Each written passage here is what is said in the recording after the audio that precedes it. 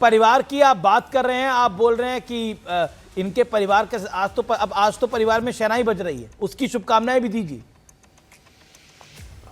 अखिलेश जी को। देखिए, और प्रियंका जी के सपुत्र परिणय सूत्र में बंधने जा रहे हैं, उनकी सगाई हो रही है, बधाई तो दीजिए कम से कम।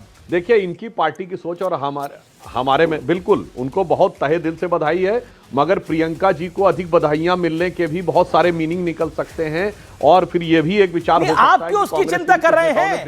ये तो विवाह की, ये तो मंगल कार्य की विवाह, ये तो मंगल कार्य की बधाई होती है, सगाई हुई है, बधाई देनी चाहिए। आज भी आप इन्हीं के परिवार के पीछे पड़े हैं। आनंद दुबे आज इनकी लुटिया डुबाने में लगे। बधाई नहीं, सुनिए अमित जी, इनके यहां जो मंगल कार्य होता है उसमें भी राजनीतिक निहितार्थ होता है। आप याद करिए कि जब प्रियंका जी के बेटे पैदा हुए थे तो कहा गया था भारत के भविष्य का प्रधानमंत्री हो गया। प्रॉब्लम क्या है कि हमारे यहां अध्यक्ष चुनना पड़ता है, ढूंढना पड़ता है और जमीन से उठकर धीरे धीरे ऊपर आता है। यहां पैदा होते ही तय हो जाता है बस यही अध्यक्ष होगा। तो इसलिए मैं कह रहा हूं वो बधाई है और बधाई के साथ व्यक्तिगत भी है, और जो लोग उसमें राजनीतिक निहितार्थ निकालना चाहें तो वो भी है। मगर मैं अखिलेश जी की बात को बताना चाहता हूं, कहते बड़ा त्याग किया। भाई साहब, आप कहते हैं सोनिया जी ने त्याग किया, ऐसा अद्भुत त्याग आपने नहीं देखा होगा विश्व में कि प्रधानमंत्री के पद का तो तथाकथित रूप से त्याग कर दिया, मगर दर्जा कैबिनेट मंत्री ले लिया। मतलब मंत्री पद से भी नीचे होता है दर्जा कैबिनेट मंत्री। नेशनल एडवाइजरी काउंसिल का चेयरमैन दर्जा कैबिनेट मंत्री था। और सुनिए, वो दर्जा कैबिनेट मंत्री ऑफिस ऑफ प्रॉफिट था। का त्याग करके ले लें। पूरे नहीं, 75 साल हो गए तो मोदी जी से कहिए कि वो भी प्रधानमंत्री पद का त्याग कर दें अपने वादे के मुताबिक। बिल बिलाने लगे। अब नहीं भैया, आपने कहा तो मैंने आपको याद दिला दिया कि आपको जरा याद दिला दिया मैंने। अरे भाई, पूरी बात होने दर्जा और भी लेना ना, आप लगे याद प्रपोज कर करोगे, याद तो हर बात याद 75 साल उन्होंने ही कहा था। अब 75 साल का कटलाइन उन्होंने ही रखा था ना, 75 साल का। नहीं, मैं आपको याद दिला रहा हूँ। 75 साल वो भी जवाब दे रहा हूँ भाई, आप टेप रिकॉर्डर ऐसा क्यों बताने? एक ही का अनकंफर्टेबल फैक्ट आया और अभी पे डिस्टर्ब करने लगे। लेकिन मैं फिर कहता हूँ मुद्दे, एक सेकंड, ऑल सीज़फायर, मैं मुद्दे पे आता हूँ। आपके दौरे हुकूमत में सुधांशु त्रिवेदी, नफरत बढ़ती जा रही है, क्या हुआ है उत्तराखंड के अंदर, और उसको कवर अप करने की कोशिश हुई, वहां पर एफआईआर रजिस्टर नहीं हुई, उनका परिवार बोल रहा है, तो कहीं ना कहीं नफरत का एंगल बढ़ता जा रहा है आपके दौरे हुकूमत में। इसका जवाब पहले मैं अखिलेश जी की बात को बच के नहीं जाने दूंगा जो डिस्टर्ब करने का प्रयास किया। कैबिनेट मिनिस्टर का रैंक लिया सोनिया जी ने, और वो भी ऑफिस ऑफ प्रॉफिट था। ऑफिस ऑफ प्रॉफिट के लिए 2006 में इस्तीफा देना पड़ा, और उसके बाद कितना अभूतपूर्व त्याग था कि सरकार ने संविधान संशोधन कर दिया जैसे ही उनको इस्तीफा देना पड़ा, ताकि जब दोबारा चुन के आए तो वही ऑफिस ऑफ प्रॉफिट दर्जा कैबिनेट मंत्री रह ले। ऐसा अभूतपूर्व त्याग आपने दुनिया में दूसरा उदाहरण नहीं देखा होगा। अब मैं दूसरा जवाब देना चाहता हूं जो अमीश जी आपने उठाया। जहां तक देश समाज के और विभिन्न प्रांतों के बीच में सामंजस्य की बात है, उसमें जो घटना हुई उसके बारे में हमारे मुख्यमंत्री पुष्कर सिंह धामी जी ने उस संबंधित परिवार से, पिता से, उस बेटे के पिता से बात की और पूरा आश्वासन दिया कि उन लोगों पे कड़ी कड़ी कार्रवाई की जाएगी। और जहां तक पूर्वोत्तर के लोगों की बात है, मैं याद दिलाना चाहता हूं, हमारे संघ के प्रचारकों की हत्याएं हुई हैं। National liberation front of Tripura ने हमारे एक क्षेत्रीय प्रचारक की हत्या की थी, और 2004 वार के आसपास की बात है, 2000 वो बलिदान देकर इस देश को एक रखने का काम किया है। क्या आप लोग बात करते हैं कि इस विषय के ऊपर? हाँ, सरकार ने, जिसने भी ये घटना की है, वो देश की एकता को तोड़ने के लिए इस प्रकार की बहुत षड्यंत्रकारी शक्तियां इस समय देश में सक्रिय हैं, जो प्रांतों के बीच में मतभेद पैदा करना चाहते हैं, जैसे तमिलनाडु के मंत्री। सुनील यादव बीजेपी कह रही है कि शक्तियां हैं जो इस तरह की नफरत की खाई को पैदा करना चाहती है। Sunil Yadav, reply to this. देखिए अमीश भाई, ये तो एक बात सच है कि इस देश में नफरत का माहौल है, और वो नफरत का माहौल आरएसएस का और बीजेपी का एजेंडा है। उसी पे इनको काम करना है। पूरे देश में सरकार बना लेंगे तो वहाँ काम करेंगे, जिन राज्यों में बना लेंगे वहाँ काम करेंगे। नफरत, बंटवारा, आरक्षण के खिलाफ, भ्रष्टाचारियों को राष्ट्रवादी बताना, बलात्कारियों को राष्ट्रवादी बताना, जो बीजेपी में शामिल हो जाए उसको राष्ट्रवादी बताना, जो बीजेपी आरएसएस से सवाल खड़ा करे, इनके विचारों पर, इनके सिद्धांतों पर, इनके कार्यक्रमों पर, वो देशद्रोही। ऐसे नहीं चलेगा।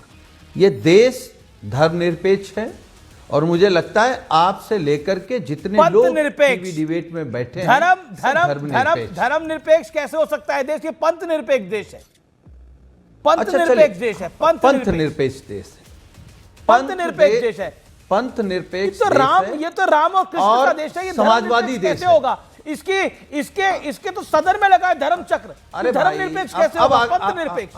अच्छा चलिए ठीक है, पंथ निरपेक्ष और समाजवादी देश है। ये कुटिल प्रयास हुआ है कि धर्म निरपेक्ष बोलिए। ये पंथ निरपेक्ष मुल्क है। अच्छा चलिए, हम आपकी बात मान लिए। अच्छा ये बताइए, आप समाजवादी हैं, अपने को मानते हैं कि नहीं मानते? मैं अपने आप पार्टी का मेंबर नहीं हूं, ना समाजवादी विचारधारा से समाजवादी संघी मानता हूं, ना कांग्रेसी मानता हूं, अपने आप को भारतीय मानता हूं। अच्छा, भारतीय संविधान मानते हैं कि नहीं मानते हैं?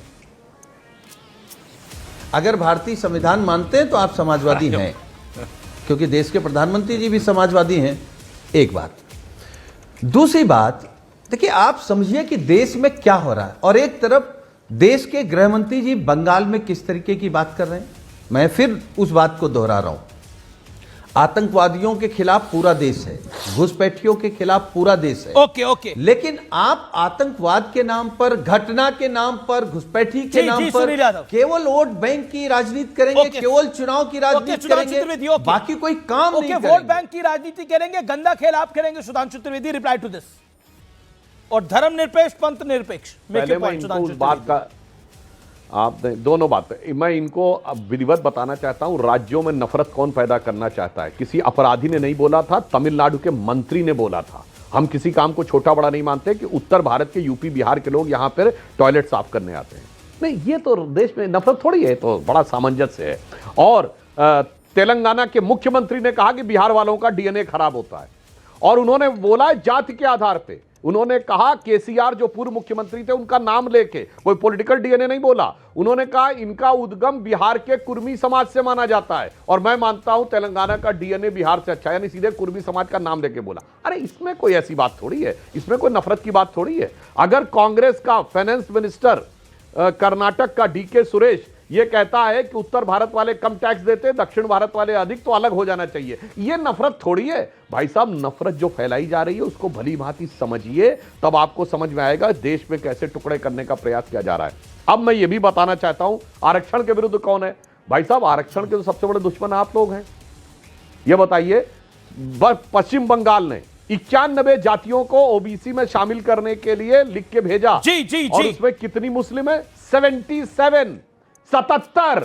कौन खा रहा है आरक्षण? कर्नाटक की कांग्रेस सरकार ने ऑलमोस्ट 90 से 95% मुसलमानों को ओबीसी में धकेल दिया। कौन खा रहा है आरक्षण? अब मैं धर्मनिरपेक्ष और पंथ निरपेक्ष को बता देना चाहता हूं, यह देश धर्मनिरपेक्ष है और यह पंथ निरपेक्ष है, क्योंकि यह धर्म प्राण देश है। धर्म दुनिया में एक ही है, हिंदू धर्म, बाकी सब पंथ हैं, और जहां जहां हिंदू धर्म का वर्चस्व है सिर्फ वहीं तक पंथ निरपेक्षता है, बाकी जगह खत्म। अगर Sunil Yadav, okay, you made your point, okay. Sudhanshu ji, you made your point. Sunil Yadav, then Somnath Bharti, Anand Dubey, okay. देखिए अमीश भाई, सुधांशु जी ने कई उदाहरण दिए, उत्तर प्रदेश का उदाहरण नहीं दिया। अब मैं उत्तर प्रदेश की घटना का जिक्र करता हूं, और आपके दर्शक, आप माने न माने, सुधांशु जी माने न माने, उत्तर प्रदेश की कौन सी वाली घटना? दर्शक मान लेंगे कि नफरत किसको कहते हैं। डीएम की रोटी वाली घटना तो नहीं? अपना सुन लीजिए, मैं सब पे आऊंगा। जब माननीय अखिलेश यादव जी ने अपना सरकारी आवास छोड़ा, तो अपने को संत कहने वाला व्यक्ति, जो आदतन शुद्ध सामंती है, उसने गंगा जल से धुलवाया। माननीय अखिलेश यादव जी का घर इसलिए गंगा जल से धुलवाया कि वो पिछड़े थे, उनसे पहले जो मुख्यमंत्री थे वो दलित थी। माननीय अखिलेश यादव जी कन्नौज में मंदिर चले गए, आप गंगा जल से धुलाओगे। और जहां तक आरक्षण की बात है, तो इन्होंने जिस ओबीसी को मध्य प्रदेश में अपना मुख्यमंत्री बनाया, मोहन यादव जी को, उन्होंने एक बार कह दिया कि हम मध्य प्रदेश में ओबीसी को 27% आरक्षण देंगे। इन्हीं की बिरादरी के लोगों ने, इन्हीं के संगठन वालों ने, भाजपा वालों ने कहा यह आदमी पागल हो गया है, ये हिंदू विरोधी है, ये राष्ट्र विरोधी है। तो अपने मुख्यमंत्री को भी गाली दे सकते हैं अगर इनका मुख्यमंत्री आरक्षण की बात करेगा। जी, सुधांशु त्रिवेदी। अब एकदम उत्तर प्रदेश का जवाब देता हूं। बिल्कुल सुनील जी, ये बताइए उत्तर प्रदेश में शेड्यूल कास्ट का रिजर्वेशन इन प्रमोशन किसने खत्म किया? समाजवादी पार्टी की सरकार ने। और खत्म ही नहीं किया, रेट्रोस्पेक्टिव खत्म कर दिया। हजारों की संख्या में शेड्यूल कास्ट वर्ग के कर्मचारी डिमोट हो गए। किसने किया? समाजवादी पार्टी की सरकार ने। उस प्रमोशन के विधेयक को संसद में किसने फाड़ा? समाजवादी पार्टी ने। अब आइए उत्तर प्रदेश में, अलीगढ़ मुस्लिम यूनिवर्सिटी केंद्र की यूनिवर्सिटी है और उत्तर प्रदेश में है। जैसे ही मुस्लिम हो गई यूनिवर्सिटी, SC ST OBC का आरक्षण जी सुधांशु जी, कोई नहीं बोला, चू से मुंह नहीं बोला, वहां आरक्षण पे नहीं आता है। और दूसरी बात मैं कहना चाहता हूं, जो अखिलेश यादव जी का सफाई करने की बात कही गई, कोई सफाई नहीं। कोई भी व्यक्ति नया जाता है तो सफाई करवाता। और जहां तक आपने कहा अखिलेश यादव जी तो भगवान कृष्ण के वंशज हैं, ये कब से हो गए लोअर कास्ट के? समझ ही में नहीं आता है। एक तरफ हम भगवान कृष्ण के वंशज हैं और उस पर भी नहीं जाना चाहता कि पत्नी छत्री हैं और हम लोअर कास्ट हैं। ये गजब की पॉलिटिक्स है मेरे भाई, ये समझ ही में नहीं आता है। मतलब ये जो होता है ये नैरेटिव है समाज को। और आपने तो खून से धोने की कोशिश की थी, मायावती जी के ऊपर कातिलाना हमला किया था। जी मैं आता हूं। कोर्ट में दिया हुआ हलफनामा है कि मुलायम सिंह यादव और उसके गुंडे मेरे जान देना चाहते थे। उनका बयान है, मेरा नहीं है। अमीश भाई, ओके सुनील यादव मैं आगे आपका जवाब लूंगा, लेकिन सोमनाथ भारती अभी तक एक बार भी नहीं आए हैं, आनंद दुबे भी नहीं आए हैं। वो तो